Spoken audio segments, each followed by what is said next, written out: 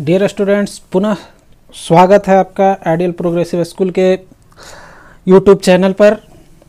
अभी तक हमने 8 वीडियो लेक्चर टेंस का सुन चुका है और आज हम उपस्थित हैं 9वें वीडियो को लेकर के, जिसमें हम आज चर्चा करने वाले हैं पास्ट कॉन्टिन्यूअस टेंस की। पिछली वीडियो में आपने प्रेजेंट कॉन्टिन्यूअस टेंस के बारे में पढ़ा था। तो अब देखिए, पहचान में अंतर क्या है। वहाँ था रहा है, रही है। यहाँ पर मेन वर्ब, हिंदी के मेन वर्ब की मुख्य क्रिया के अंत में रहेगा रहा था, रही थी, रहे थे, ये सब रहेगा। यानी कि पास्ट टेंस में कोई काम कंटिन्यू था। ये पास्ट कॉन्टिन्यूअस टेंस यही बताता है, कंटिन्यू यानी कि जारी था। प्रेजेंट कॉन्टिन्यूअस टेंस क्या बता रहा था कि प्रेजेंट में कोई काम चल रहा है। पास्ट कॉन्टिन्यूअस टेंस में क्या कहेगा कि अभी नहीं चल रहा है, बट ये काम पास्ट में चल रहा था, ये जारी था। तो हिंदी के सेंटेंस में वर्ब के अंत में रहा था, रही थी, रहे थे रहेगा, तो हम उस टेंस को प्रेजेंट कॉन्टिन्यूअस टेंस का मानेंगे और उसी के नियमानुसार हम उसको इंग्लिश में ट्रांसलेट करेंगे। चलिए एक एग्जाम्पल जैसे कि समझते हैं। देखिए, तुम किताब पढ़ रहे थे। तुम किताब पढ़ रहे थे। मेन वर्ब क्या है? पढ़ना, और पढ़ने के अंत में रहे थे। हो गया? क्लियर हो गया? ये पास्ट कॉन्टिन्यूअस टेंस का है। अगर यहां रहता तुम किताब पढ़ रहे हो, तब हो जाता प्रेजेंट कॉन्टिन्यूअस टेंस में। है पढ़ रहे थे तो हो गया पास्ट कॉन्टिन्यूअस टेंस में। क्लियर? किसी तरह का कोई शक नहीं होना चाहिए। अब चलिए हम इसके ट्रांसलेशन हम इसका कैसे करेंगे, इस हिंदी को इंग्लिश में ट्रांसलेट कैसे करेंगे। तो अंग्रेजी अनुवाद के नियम में पास्ट कॉन्टिन्यूअस टेंस के पॉजिटिव सेंटेंस का स्ट्रक्चर देखते हैं। पॉजिटिव सेंटेंस का स्ट्रक्चर भी सब उसी तरह से है, प्रेजेंट कॉन्टिन्यूअस की तरह ही है। अंतर सिर्फ कहाँ है, ये देखिए। अब बताइए, और कहीं अंतर? कहीं अंतर नहीं है। अंतर वहाँ ईज एमआर लगता था, यहाँ वाज और वर लगेगा, बस। और इसके अलावा कोई अंतर नहीं है। बाकी V4 यहाँ भी ऑब्जेक्ट, उसके बाद अदर वर्ड्स। तो चलिए इसको एग्जाम्पल से समझते हैं। तुम किताब पढ़ रहे थे, तो इसका ट्रांसलेट कैसे करेंगे इस सेंटेंस को? तुम किताब पढ़ रहे थे। पहले चाहिए सब्जेक्ट, तो सब्जेक्ट है यू। उसके बाद चाहिए वाज या वर, तो क्या हो जाएगा? यू के साथ आप जानते ही है पहले से कि वर लगेगा। तो यू वर क्या है? वर्ब पढ़ना, तो रीड। लेकिन क्या रीड रहेगा?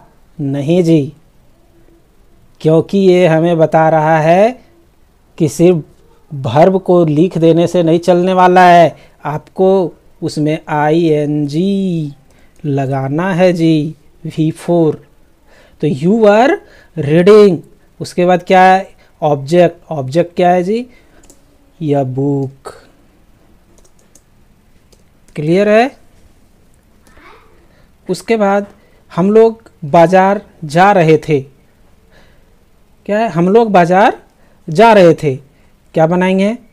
यहाँ भी वर, वी वर गोइंग। गो का V4 गोइंग टू मार्केट, और फुल स्टॉप। क्लियर है? आगे चलिए नेगेटिव सेंटेंस की ओर। नेगेटिव सेंटेंस में भी उसी तरह से subject plus was were plus not plus V4 plus object plus other words. Example से समझते हैं। वह नहीं रो रहा था, क्या हो जाएगा जी?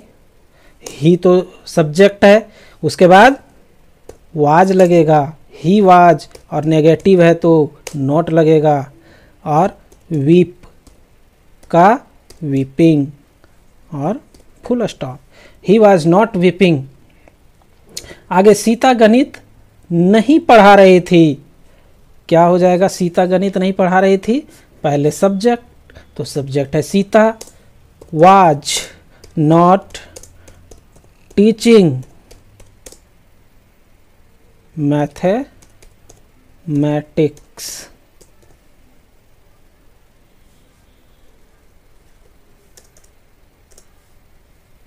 ठीक है। उसके बाद यस नो क्वेश्चन की ओर चलते हैं। यस नो क्वेश्चन में भी was were plus subject plus not plus V4 plus object plus other words. तो क्या हो जाएगा, क्या मोहन नदी में तैर रहा था। Was Mohan swimming in the river, और अंत में क्या लगेगा, क्वेश्चन मार्क।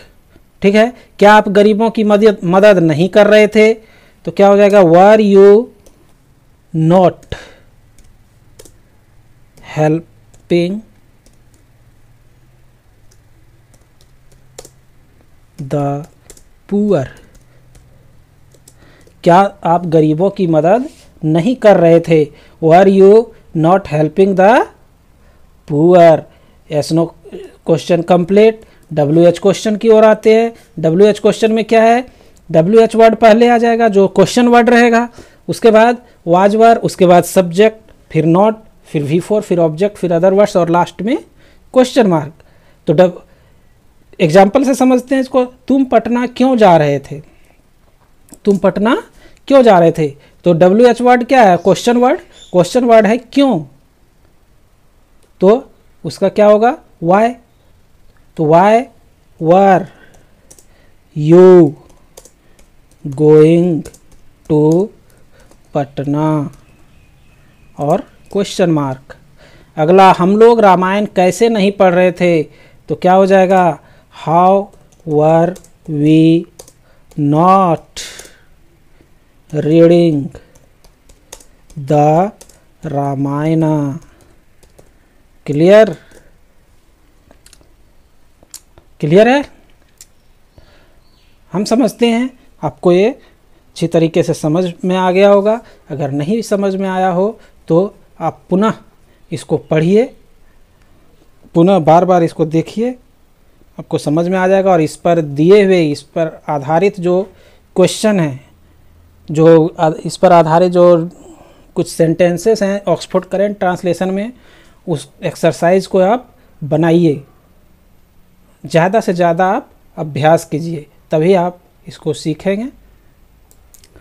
और अगर आप पिछले जो 8 वीडियो बनाया है, वो उन 8 वीडियो को आप नहीं देखे होंगे, या 8 में से किसी भी एक को नहीं देखे होंगे, तो मैं इस वीडियो में उन 8 का लिंक इस डिस्क्रिप्शन में, इस वीडियो के डिस्क्रिप्शन में दे रहा हूँ। वहाँ से आप डिस्क्रिप्शन में जाइए, उस जो वीडियो आप नहीं पढ़े हैं उसका लिंक पर क्लिक कीजिए, आप तुरंत आपको वीडियो मिल जाएगा, और आप उसको स्टडी कीजिए और उस पर प्रैक्टिस कीजिए, और अधिक से अधिक प्रैक्टिस कीजिए। कम प्रैक्टिस नहीं करना, आपको ज़्यादा से ज़्यादा प्रैक्टिस करना है। कोई ज़रूरी नहीं कि बुक में करेंट ट्रांसलेशन में जितना सेंटेंस है उतना ही पर्याप्त है, ऐसी बात नहीं है। आप अपने से भी सेंटेंस ले करके और प्रैक्टिस कीजिए। दिक्कत होता है आप संपर्क कीजिए, हम आपकी समस्याओं को हल करने के लिए तत्पर हैं। धन्यवाद।